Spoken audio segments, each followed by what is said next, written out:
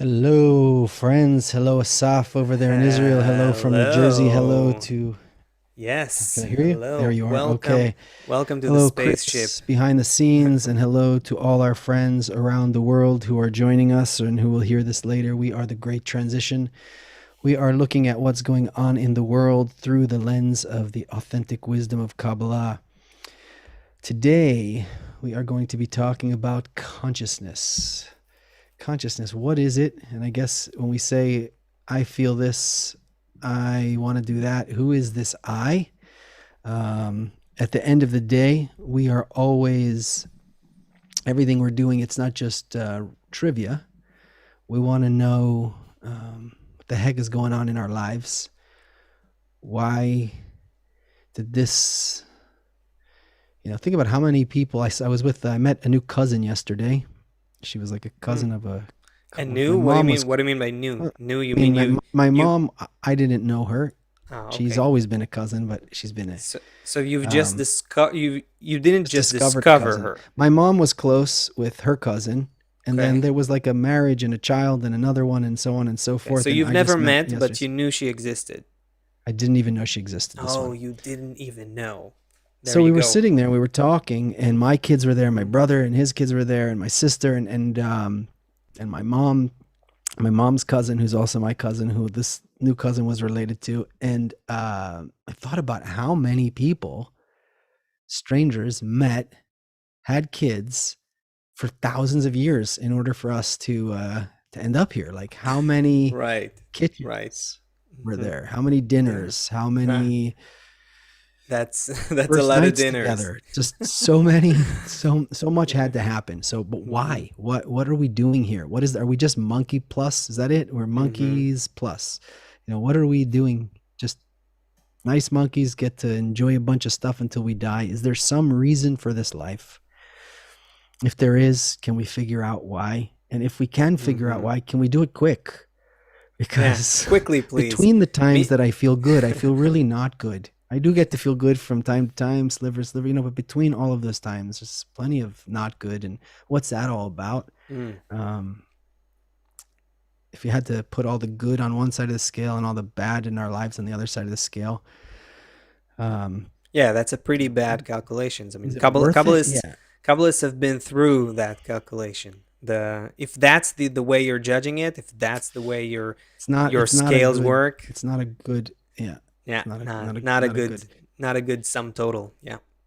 So, No, but what Bala is Salam actually goes into, like, he says it's about um he you says know 80/20. 80/20. He says, yeah, something like that. Yeah, yeah, there is this Chris, if you can dig that quote up, maybe it'll be cool for later. Anyway, yeah. So where So, life is not what is all worthwhile this? living. Thank you everyone for tuning into the Great Transition. That's a great show opener, Seth. I'm sure everyone's happy.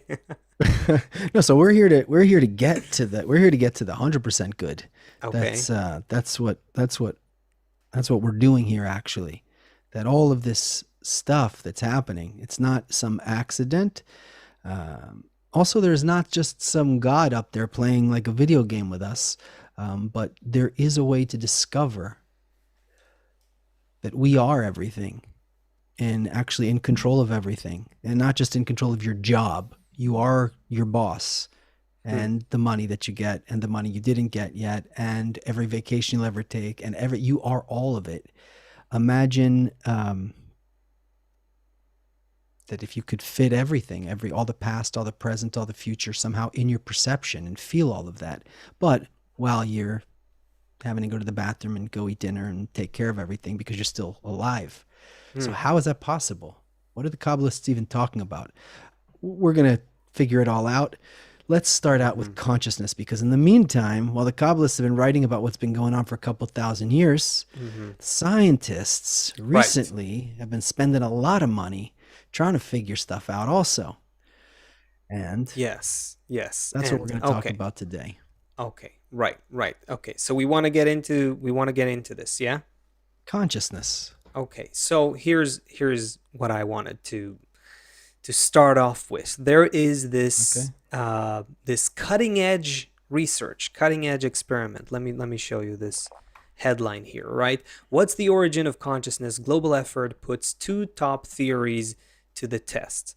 So I was curious. Someone sent that to me, and I was like, okay, that is interesting. So finally, scientists are, taking it really seriously, and they are taking it seriously. There's like $5 million involved. There's 6 different laboratories around the world on different continents. There's hundreds of participants in this whole thing. It's going to take a couple years until they actually get to the findings. It's already been a couple years to set up this kind of experiment, and the idea is that they're trying to compare Yeah.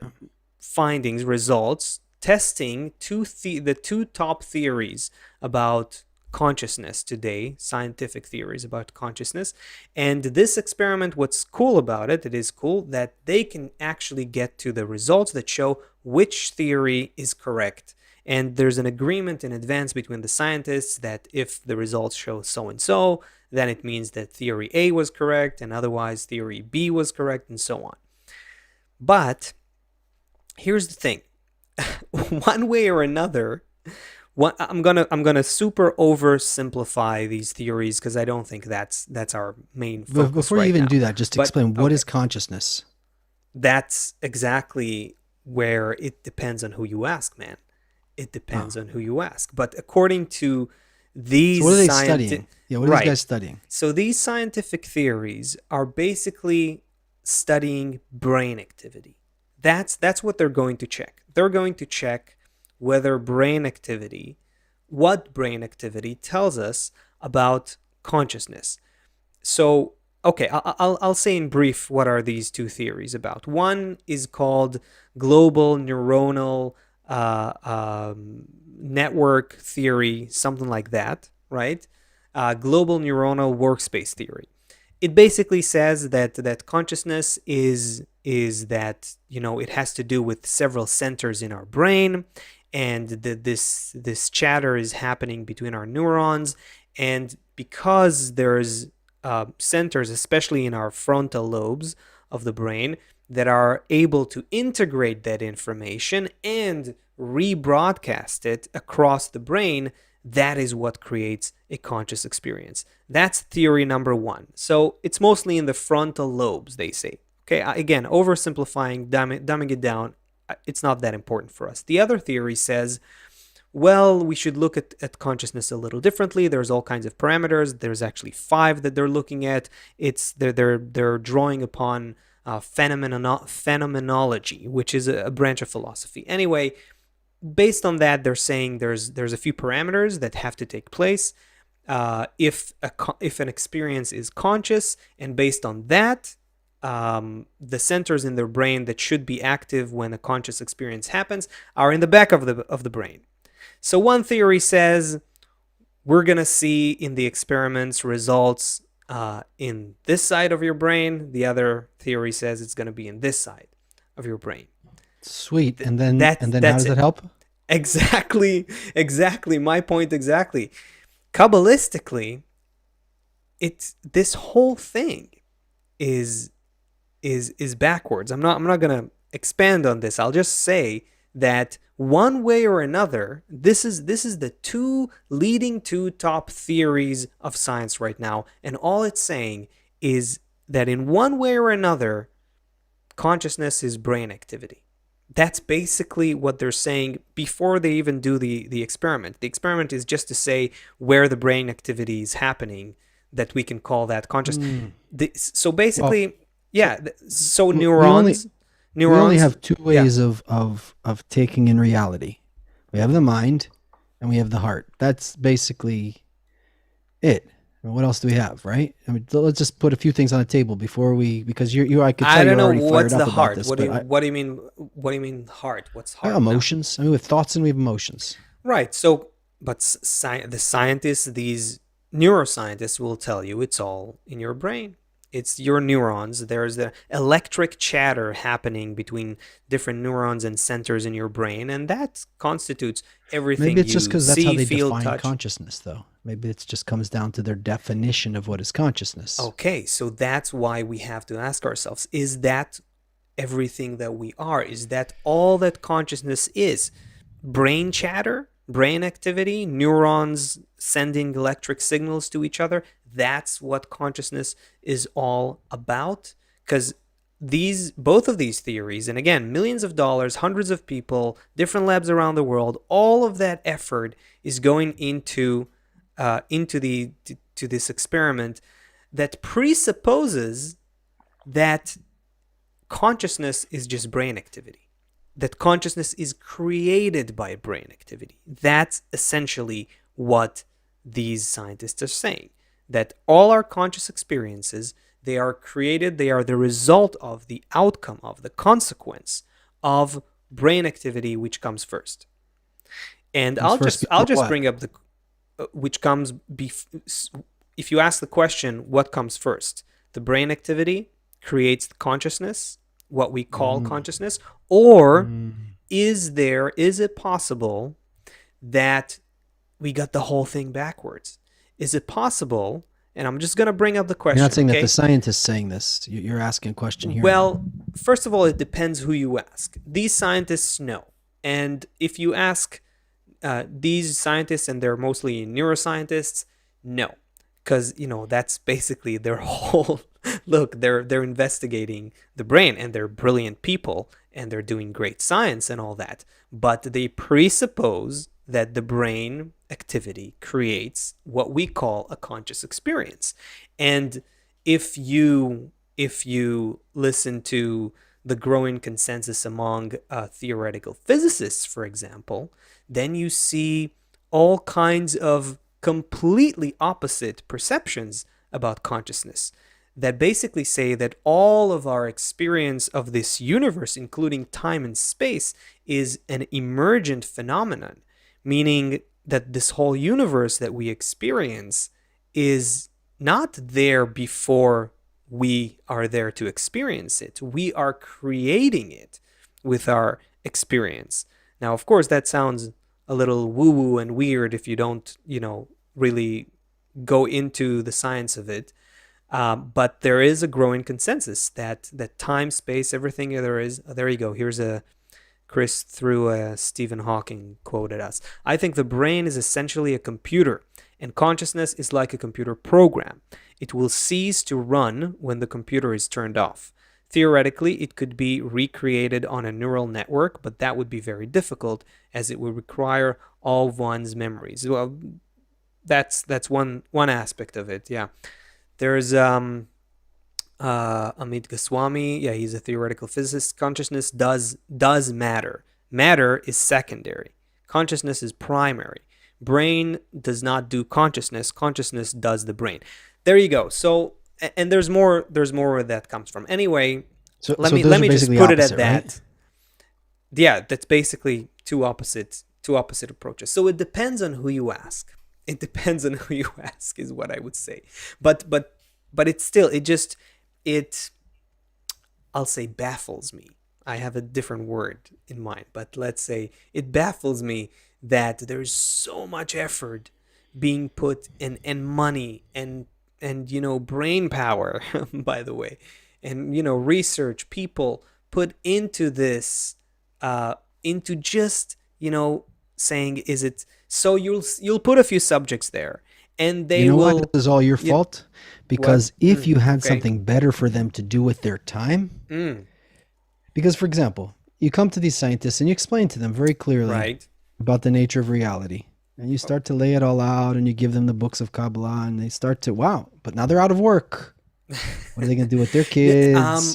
How are they going to get groceries? So the problem really is Only in the beginning, man. Only at you're right gonna be responsible for a lot of people out of work. If at you, it's the same first. thing with this whole COVID thing. Whether or not it came from a lab, it's very, very difficult to determine because too many people would lose money. Whether it's from a lab, if it was, for example.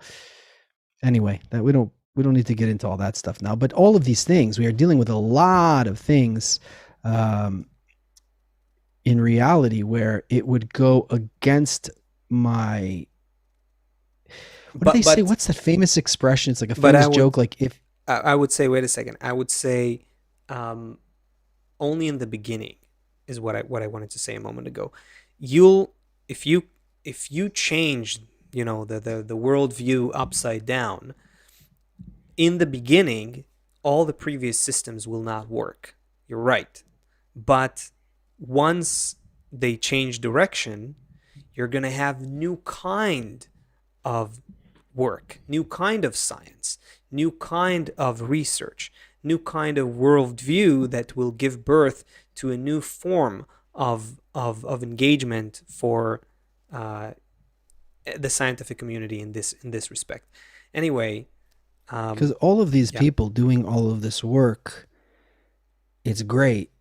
It's just that, because they need to get paid and all that kind of stuff, it kind of, yeah, there, um, there's no doubt that the monetary incentive is an issue. not a Is a, lot of is a money in Kabbalah. You know what I mean? yeah. Yeah, that doesn't really work. No, but while we're at it, I'll just say that, again, I'm you know from the little that I've been into the scientific world, or the academic world, and discussions with people who've dedicated their life into it. Many will tell you that there's a lot of dogma and prejudice and presupposition and pride and politics and power that goes, that stands in the way of doing science the way a lot of scientists would really like to do it. A lot of people in the scientific community would like to make breakthroughs and change paradigms and research things in a different way. But like you said, if they question certain things, they might be going against someone who may be then going against them. It becomes a political thing, a power struggle, changing. If you in short, you get the idea. We're people, humans. Wherever there are humans, the ego is involved. Where the ego is involved, even the quest for truth cannot be pure and objective. So, consciousness. You wanted to make us So conscious basically, about there's just consciousness. to get this clear, you have a lot of Yeah. scientists putting a lot of money in, top people in their business, and the question is the consciousness in the front of the brain or the back of the brain, and whoever wins, they're gonna hook everything up, and then that's what they're gonna figure out. Yeah, and there is, yeah, and there is, and this is like the only question that's being seriously researched. Whereas the questions such as, does consciousness come before brain activity, or So gives birth this to is brain something very activity? interesting. That's, If you don't know what you're looking for, it's hard to find it. If you have a guide or a map or something like that, then you have a possibility. But if you don't know what you're looking for, it becomes really difficult. Optical illusions point this out very clearly. In fact, I started to look into the optical illusions, and I'm going to show you some. But what I saw here is that the optical illusions were made, many of them were made by scientists, psychologists, different people studying different phenomenon in mm, order to understand behavior. It wasn't like someone, I mean, you have MC Escher and stuff like that, but it wasn't like someone who, and I'll show you an auditory example of MC Escher's Endless Staircase. mm, Super cool. Um, it's as if the note, da, da, da, da, the notes keep going higher and higher and higher and higher forever. It plays a trick on the brain. So the mm, point is that there's these phenomenon that we discover about human behavior. And then in order to test them and see why is it happening like this, why are we behaving like this, so they made these visual things or different kind of hmm. experiments in order to prove or So understand. the optical illusions you're talking about are part of research into human behavior. Yeah, right. Which was really Hmm. interesting to go down this rabbit hole because, for example, if you have something yellow and a certain, I don't know colors that well as music, but if you have something yellow and a blue light is reflecting off it and it made some kind of like orange reflection Hmm. in a shape of a circle.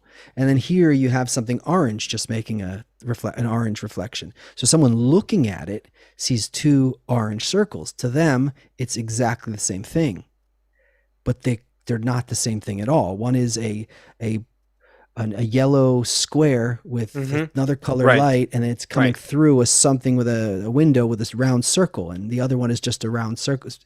So um, what's really, really interesting when you get into this, hold on, Chris is writing something here. Yeah, Chris is adding that purple, for example, is not an actual color. It's something that our brain makes up. By the way, our brain makes up all the colors. If you want to, like, when you're, what's a color? What's a color, man? When you're, I think, electromagnetic waves hitting your retina at like 400 nanometers or something like that, we call that blue, I think. Okay, so here's something I'm very probably interesting. inaccurate, but we call that blue. But is that blue? That's not blue. That's just how our brain interprets that wavelength.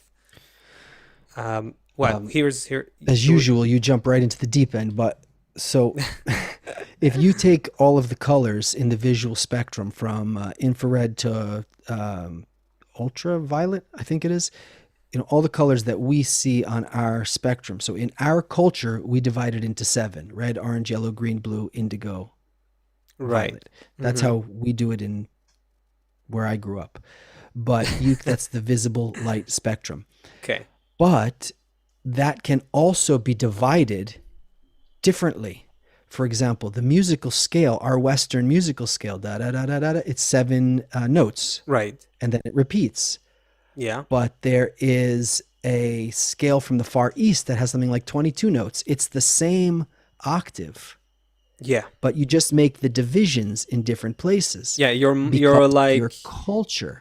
your So you know, milestones are different. Your naming conventions are different. Your markings right. are So even different. if you look at Yeah. different cultures, you can see the colors that come out of different. I'm talking about Right. more ancient Right. cultures. They have different Yeah. kind of color schemes that come out of them, even in things they wear or things like that, because they Right. perceived the world. It's the same colors from in the visible spectrum, but depending on where they divide them and how they saw them, and the same thing with sound, it depends on where they Mm-hmm. divided them and why were these things divided the way they were. It's divided the way they were based on the way that you and I would say, the way their desire developed, the Mm-hmm. way that they Yeah. expressed themselves. Well, the this triangle between perception and consciousness and culture and language too.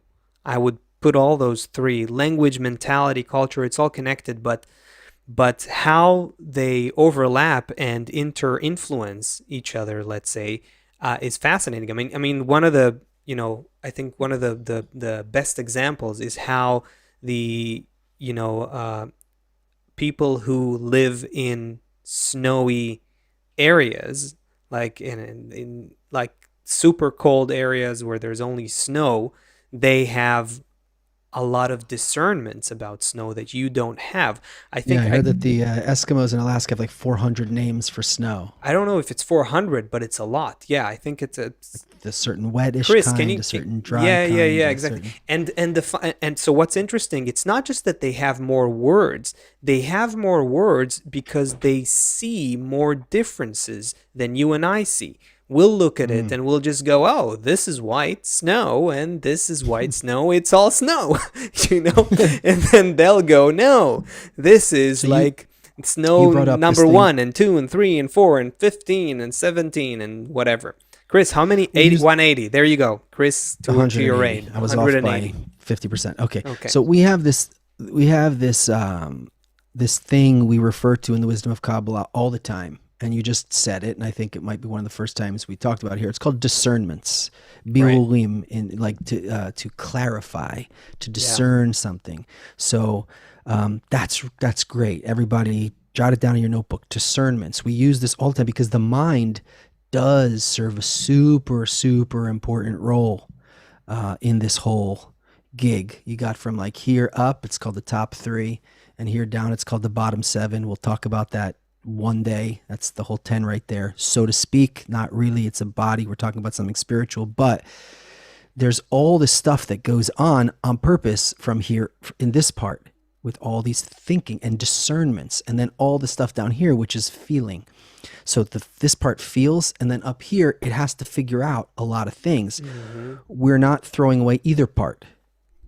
So these discernments, so on snow, they have a way because of their life, because of how they developed, and because of a reason. If they had no reason for it, they wouldn't. But to discern the snow, well, this is more dry. I Hmm. guess we can move it easier. This is more wet. I guess we can pack it better, Right. or whatever it is. Right. Hmm. Let me show you something. Anybody who has epileptic seizures probably don't watch this part. For 20, 30 seconds, we're going to look at an image. And if you've never done, let me digress for a second. Go ahead. Digress. I saw somebody, an old childhood friend, sent me something on Reddit this week One about second. Let me just clarify to if there's someone new here on the in the chat. In if you're new in TGT, this is something that's pretty much puts together this conversation. The digressing part, the tangents. So get used to it, please. Yeah, go ahead. I digress. Okay. Um, so he sent me a story about a guy who said he wanted ego death, and he ate some amount of psychedelic mushrooms. The Okay. guy was writing his experience. He said, I was beyond time, space, and motion. I felt all reality. He went through this this whole thing. And then another guy underneath, and then a lot of people wrote about the experience and stuff. One guy wrote, he's like, that happened to me the first time I did it too. And then I was like, I like transcended my ego, and I was one with all nature. And then like 2 days later, I realized I had a job at Pizza Hut and I had to go back to work. And he's like, it all went away. So we're gonna see something Right. a little bit trippy in a second, but we want to talk about what we're interested in is it. We're not leaving. The thing about the mushroom trip is you can't exist like that. You feel some sensation. I mean, there's a lot of talk now about psychedelics. In fact, I'm getting ads on it about psychedelics in my news feed now. It's as a therapy for all different kind of, I don't know why they're Oh, targeting there's very interesting research that's been happening. That's very interesting actually about how it can help. How psychedelics can help PTSD, things like that, depression. If that's what It's a you mean, miracle they there's discovered. If you feel good, you actually feel good. yeah, no, but I mean, it's interesting that at least in some respect, people are starting to see in a serious way the the inextricable connection between how we feel and how and the result of that, and our feelings, and then this whole mind body connection and everything. It's all one thing. The human is just one thing that needs to feel good. And and we can't just expect that that you'll be all right, at work and emotionally and psychologically, and in all respects everything will be okay, but you'll be in a culture that wants to hunt you down and is hostile to you. That for instance can't be. Right, you know right. How can so you feel? So you get a taste of this reality. You have some psychedelic experience, and you feel nature. You feel the unity of nature. Somehow, through some plant magic, you feel that everything is connected. And actually, it's probably very similar to a religious experience, or even at like a concert or sex. I don't know what. Everything is just wow. It's like it's all one. It's all Mhm. good. and then Yeah. move your car, to clean the streets, or whatever. You're back into this hostile world, and Yeah. so we're looking for a solution that, basically, in short, this wisdom of Kabbalah is dealing with, doesn't leave any stone unturned. So, with that said, with that little intro, let's Yeah. look at Show me this for a some second. So what I'm optical illusions. You were so what I'm promising going to ask you to do something. now, I'm going to show you Okay. something. Look at this. We'll show it maybe for 20 seconds, 30 seconds. Okay, just look straight at the middle of the screen, Okay. and then when we're done, when I say Yeah. we're done now, look at a wall in your room. Okay, And then and let's I'm try that. gonna what am I gonna turn Okay. into?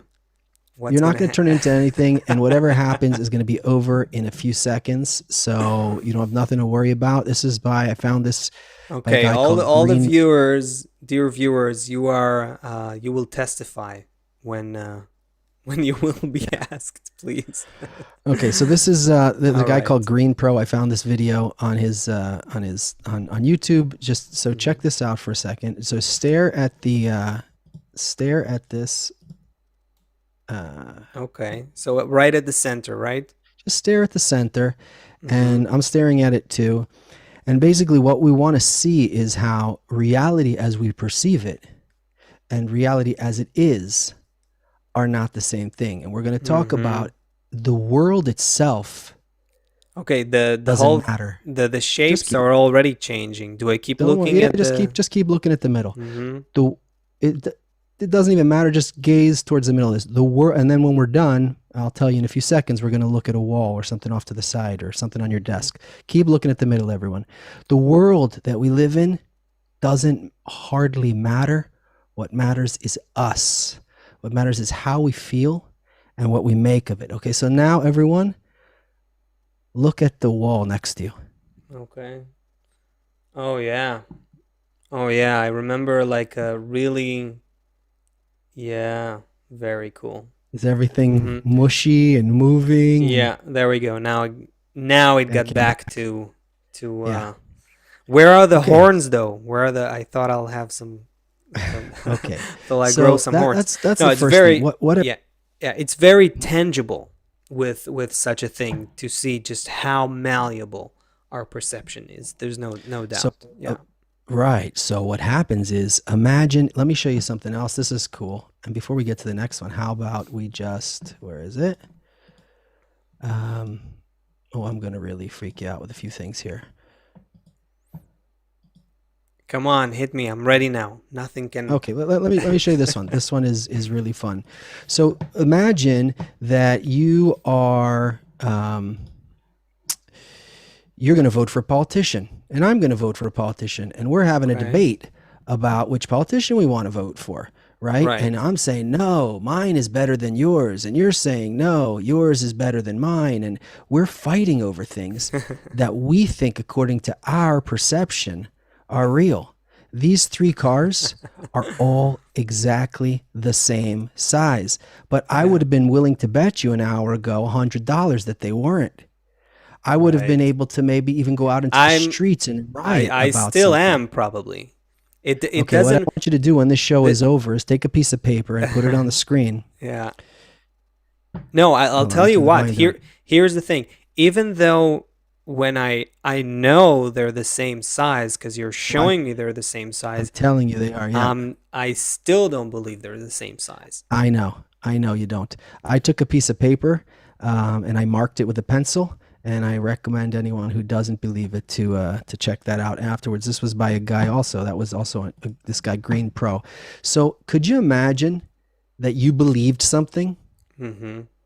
Yeah. and you like even fought somebody in the street about it, and the other person believed something and they fought you about it, or you argued with your wife about it or whatever because she said one car was bigger and you said no, the other one was small, whatever, Right. and it was just this. basically our life is is that if you Could think you about it. imagine? Let me throw another thing into the mix here. When the cars thing reminded me of the ash experiment. And maybe Chris, if you can find that picture. Anyway, in the Ash experiment, they take a guy, they put him in a group with other people who are collaborators of the experimenter, and they show them three lines. And like with the cars, one is obviously bigger or longer than the other. One is shorter. It's very clear. Like they're not, they don't look the same, right? And in this case, there's no optical illusion in the brain. There's an optical illusion that's created by the social environment. How crazy is that? Meaning Right. that the people around that person who is, at first they ask, the experimenter basically goes around the circle of the people who are looking. All of them are collaborators besides one. One is the actual subject of the experiment, right?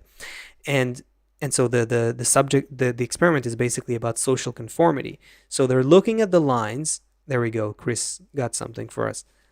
Yeah, okay, there you go. So the question the experimenter will ask is, which line from A, B, and C is the most equal to in length to X, right? Let's say that they did it like that. So now they go around the room and everyone's a collaborator. So everyone says consistently A, right? And you see, and the real subject of the experiment is somewhere at the end, like second to last, that's being asked, let's say, right? So he sees one person says A, then he sees another person says A, then he sees another person says A, and then, long story short, he, after a few rounds of that with different but similar tests, he starts questioning his own perception to the point that he starts relying on the visual perception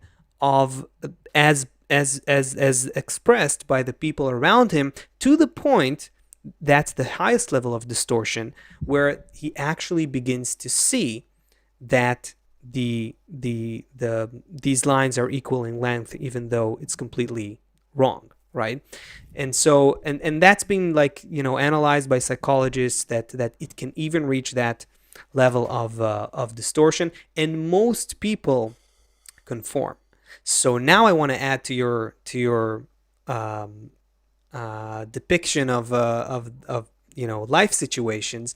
Imagine that you're constantly being told by the media and social media, traditional media, newspapers, people around you, at work, on the street, that something is bad is happening, or going to Or at happen, first, or yeah, something no, good is exactly. happening, right? And At first it was sorry, I cut you off. Go ahead.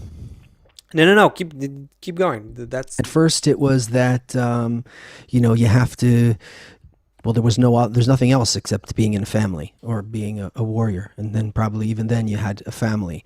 So it's being in a family, and then there's the king, and that's all there is. And today, it's like totally different. You don't need this, you don't need that. It's not even that there's a good or a bad, but that whatever society tells you, that's how you become, regardless. Back in the day, Yep. it's like, well, I don't really want to be in a family. What if a person is like Mm-hmm. biologically gay, for example, Mm-hmm. and the only choice back then was get married? Say the 1950s, 1940s. I was thinking even further back, but right. He didn't Right. have any options, that guy. Now today, for example, it's almost like the opposite. It's like, maybe I do feel that I would be so comfortable being married. To Mm-hmm. hetero, what anybody, I would be so comfortable being married and just having a home with some. But it's like it's not. I can't find anyone that wants that, because the whole life is always about what's next, what's fast, who can do this, what do you got, how do I do that. It's not even about what's good or bad. And that's the thing, that when you told me about this consciousness experiment, and I was also thinking that the same week about the optical illusions, which was really cool. We were both on that same wavelength. Um, if we look at it from outside, trying to understand what's going on, we can Yeah. only look at it based on our current framework. But if we understand the plan of nature, and that's where the wisdom of Kabbalah comes in, if we understand what's going on, right? Then we see, okay, so there's such thing as groupthink. People even behave like sheeps. They all follow. Okay. I see that. All Mm-hmm. right. Okay. And I see that actually, I see the card looking like that, and the other person sees the card looking like that. So and we can't reconcile. You could test us 100 times. We can't reconcile. So we really see things. Actually, nature designed us to all have a totally different perspective on this thing. Right. It's as if you start to understand the process Mm-hmm. of nature, it's not like the reason we see, the scientists are saying, well, the reason we have this optical illusion is because the mind can't calculate like this. No, if you understood what the mind was trying to do, if you understood what the plan of nature was trying to do, Exactly. the plan of nature developed this being, this That's creature here. that's what I'm saying. It is so back to the consciousness experiment. It's just so superficial. Is what I That's what I'm feeling towards this whole thing. It's like that's the big deal. If you're gonna see brain activity when you ask some subjects to do some things and scan their brains, you're gonna see more brain activity in this part of the brain or that part of the brain. You think that cracks the riddle of consciousness? What about the fact that we are constantly creating a picture of reality?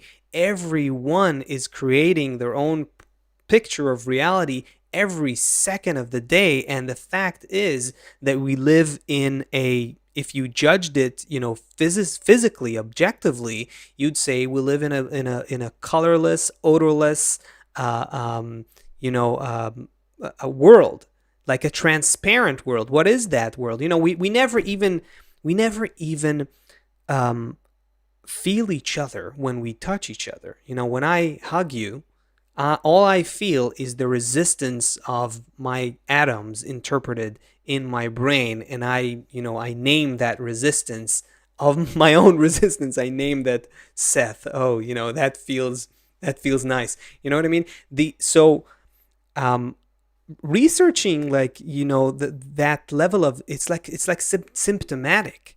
It's like that's Oh, not gonna. slow down, Okay. slow down. Okay. Whoa. Okay. There's no taste, there's no smell, there's no nothing. And when you hug me, it's just resistance. Come on, slow it down for me. That's already. This is the thing. Scientists know that, especially neuroscientists. Okay, we're not all scientists here, so just break it down. This is something. First of all, it's beautiful to see that Kabbalists have written about this hundreds and even thousands of years ago.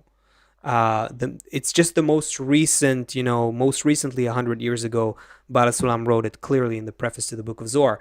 But Chris, maybe you can dig up that quote.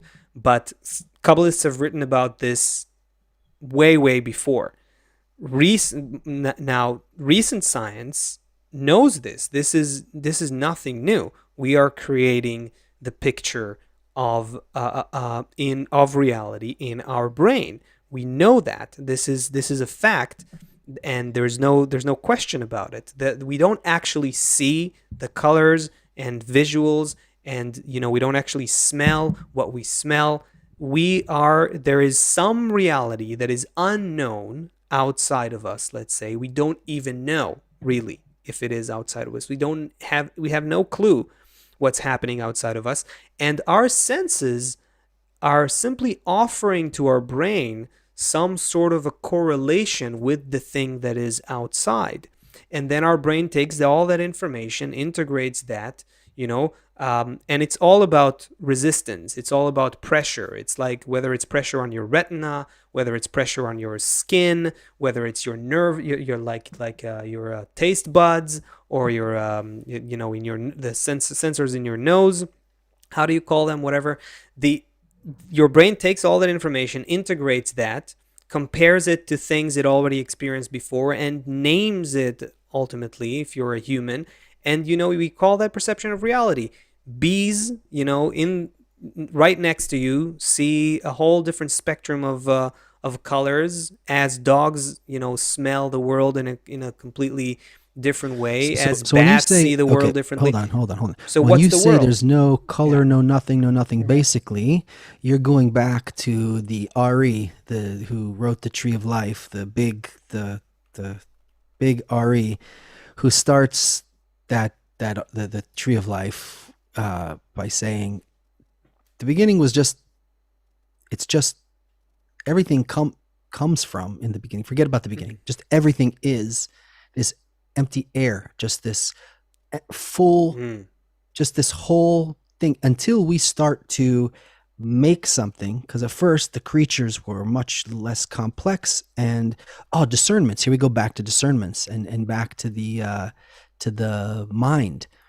When you have a small mind, or first some alligator mind or whatever, it it can discern this, it can discern that, and then it develops, and then it can make more. This whole top third here, the upper three, it's called in the wisdom of Kabbalah. It can start to do all of these different things until here we can appreciate a symphony. Could you imagine playing a symphony for an alligator? What kind of emotions you could get out of that guy? Right. You can't get good emotions out of an alligator, but you could make a person cry or laugh or whatever, probably even within a minute, if you knew, so out of that endless air, that endless space, depending on how this, help me, I'm trying to tie it all in with the consciousness. The sensor, the question we want to ask. Oh, wait, I got something. Okay. There's two things that are happening. One thing is the feeling part has to develop to be able to feel more and more of it.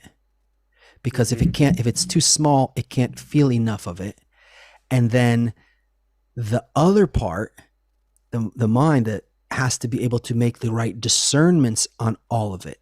Because like with the mushroom trip, like, he made a big vessel real quick, but there was no way to manage such a vessel, to manage all of that feeling. I don't want to talk too much about it because I don't know too much about the psychedelic, but I'm just using it as I'm using it liberally. That on the one hand, you need to have the feeling that, if I just still had the feeling of an alligator, it didn't matter if I had a person's brain. I can't do much because I could only calculate, like, I just need to get some food. But if you get a big feelings, and then this mind that can calculate it all. Now we're talking about somebody who's about to reveal all of reality. So another aspect of this is this: the brain, that we have, that analyzes our feelings, right, and the data that is accumulated by the senses, that is gathered by the senses, that brain does its work according to some deeper engine, to a deeper program. Why does it analyze reality in this way and not the other? Why is it that when you take a certain psychoactive substance, your brain works differently in interpreting reality, creating a different picture of reality, right? When you are depressed, you see a different picture of reality as well. When you are happy, by the way, there's a lot of science about how positive emotions change a lot in how your brain works. You become more productive, more creative, making more connections. You actually see more. Your eye literally captures more information, more laterally, I think, when you feel more positive. Like they did these experiments where, they put a camera tracker on people's eyes. And so anyway, so our picture of reality, our perception of reality is influenced by our emotions. And the brain is like this machine that just, it just kind of like puts the picture together, but it doesn't determine the program. There's a deeper, more fundamental program that is more connected to what we feel. And if you want to go, in a hardcore Kabbalistic direction, it becomes very clear. The desire is what programs the mind. The desire is the basis of consciousness. The desire is the only substance that was created outside of nature's guiding force, of nature's creative force. That is the one thing that feels, that is sentience itself, that is consciousness itself, desire. And so our whole scientific endeavor in this world and our whole life, our culture, everything, we're just trying to understand our desire because that's what we feel it, but we're just trying to understand it. When we research the world, whether it's E equals mc squared that Einstein comes up with, and changes revolutionizes science about a century ago, whether it's people who discover new stars through new planets through their telescopes, what we're actually looking into, if all of reality is created within us, right? We're actually looking into ourselves. We are putting words and equations and names onto our feelings. We are living in our only sensor of existence, which is desire. And that desire is non-material. It's not in your body. It's not in your brain. Your brain doesn't create your desire. Your brain can mediate it or moderate or calculate for your desire. But the engine of human life and all levels of life is desire. And humans just happen to be the most complex, the most advanced level of desire. And that is what science is not researching at all, pretty much. I mean, you have psychology a little bit that is, half of the time fighting with itself, whether it's an actual science or not. But the only way to research the desire empirically is to be able to observe it from outside, so to speak. For that, you need to rise to a higher level of existence, a higher level of consciousness. That's what Kabbalists are talking about. That's spiritual consciousness. That's a life on the level of intention that enables you to see where your desires are directed. Anyway, that's going too far for today, probably. So Chris threw in this quote. This is from Baal Sulam, right? Forward to the Book of Zohar. Let it not surprise you that you find such a conduct in our corporeal perception too.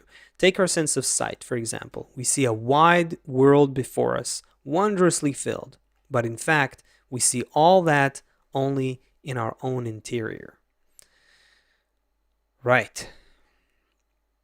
So, and when the interior changes, the world changes.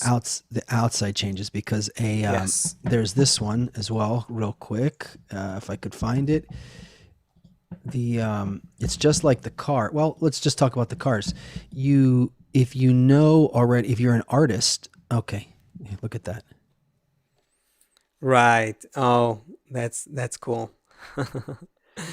Your mind is reading this automatically without even thinking about it. Yes. Right. But if someone put up the power of neural pathways, the power of the mind to complete the Chris, picture. Can you put it up again?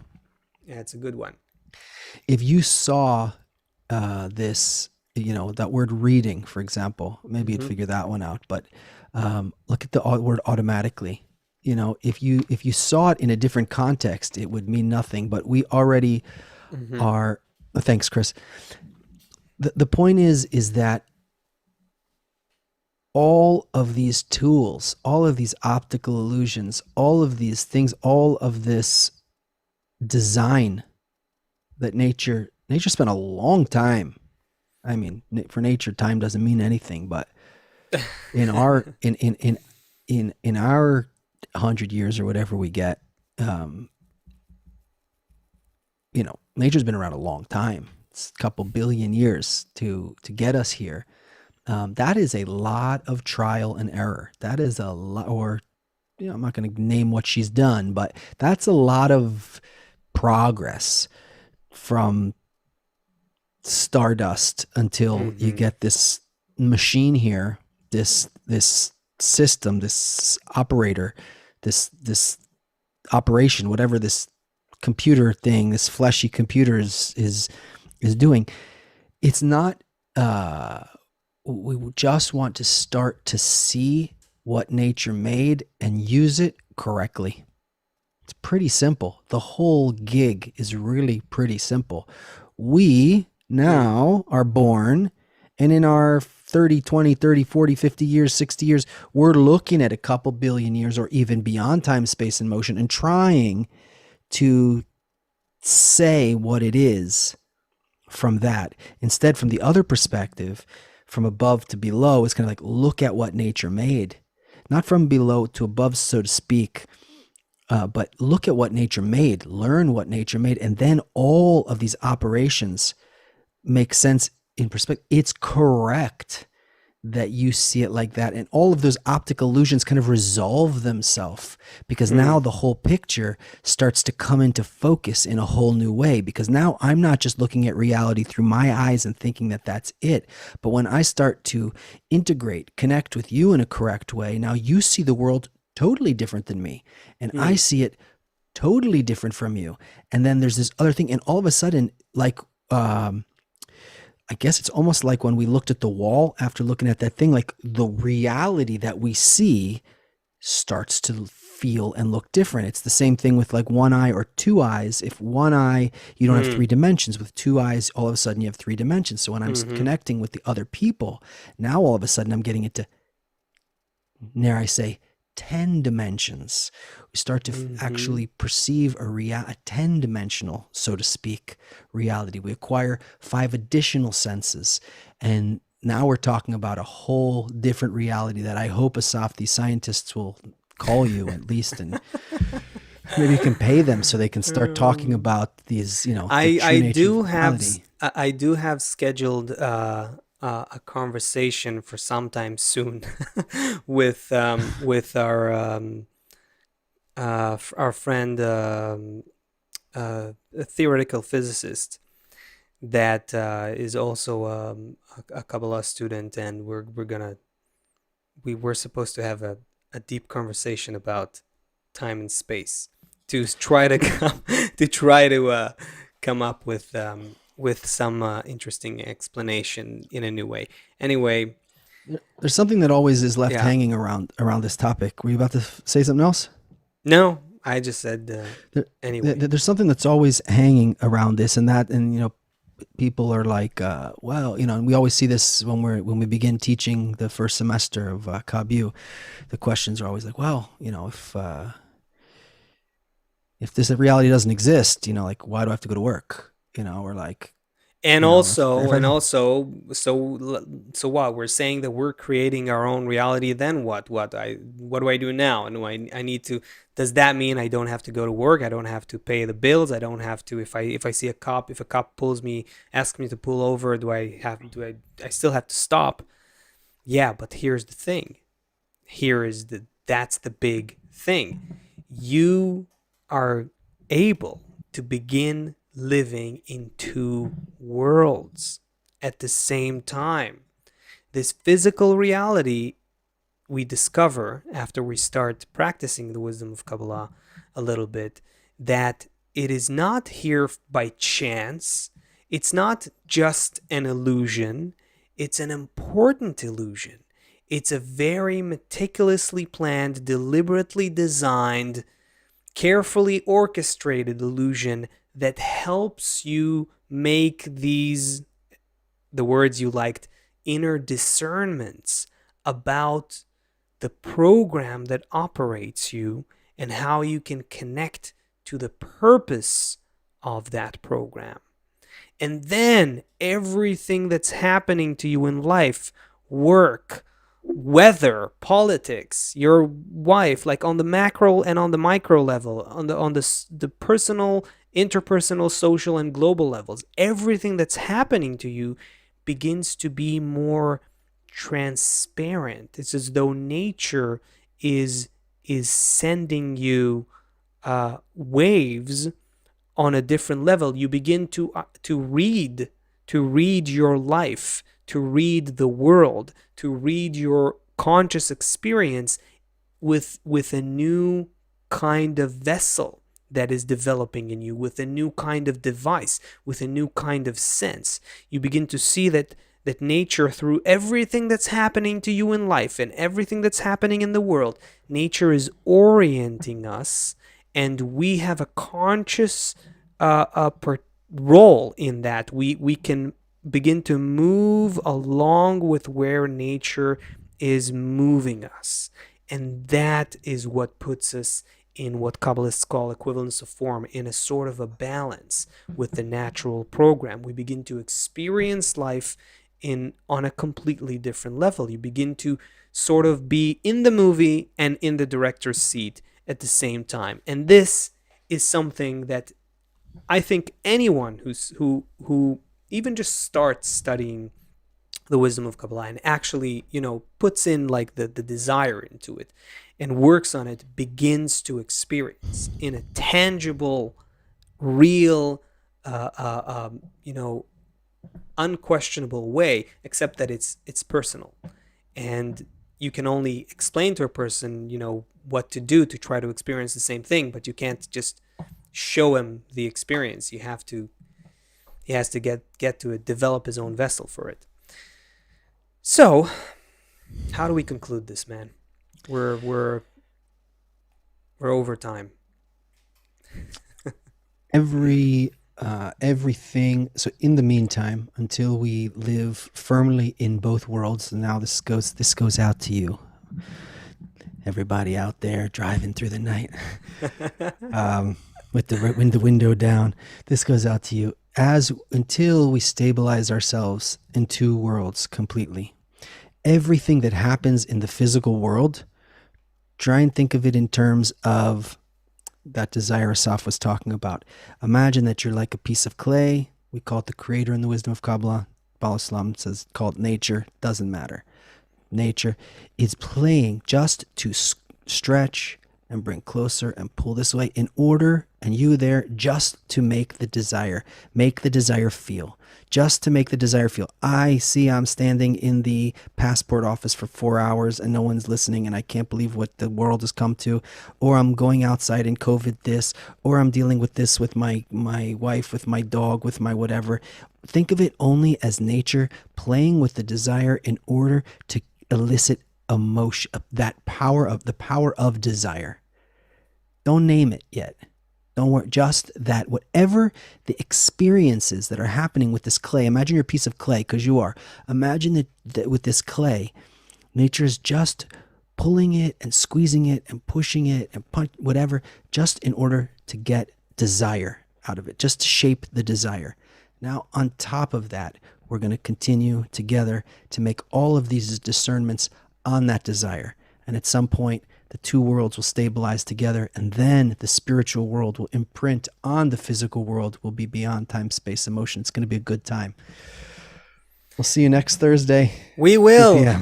And Seth, I see, speaking of desires, I see on the chat a growing desire for you to play something live. So maybe next show, maybe make a commitment to do it next show. Yes, we will. We'll do it next show. There you go. A conscious commitment. Consciousness happening in the great transition. Thank you, everybody. All right. We'll see you next Tuesday. Thanks, Chris, and thanks, everyone. Bye-bye. What am I? Learn what they know. You're just a child. I learned by watching you. I need you to show me something good.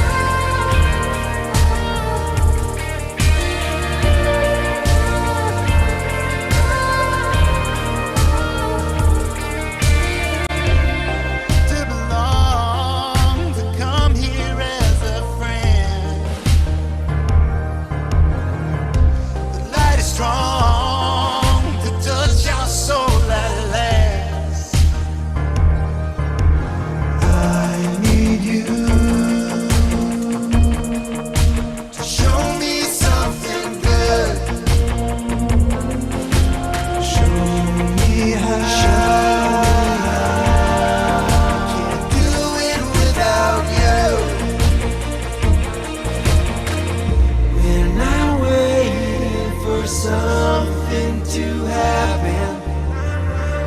We did turn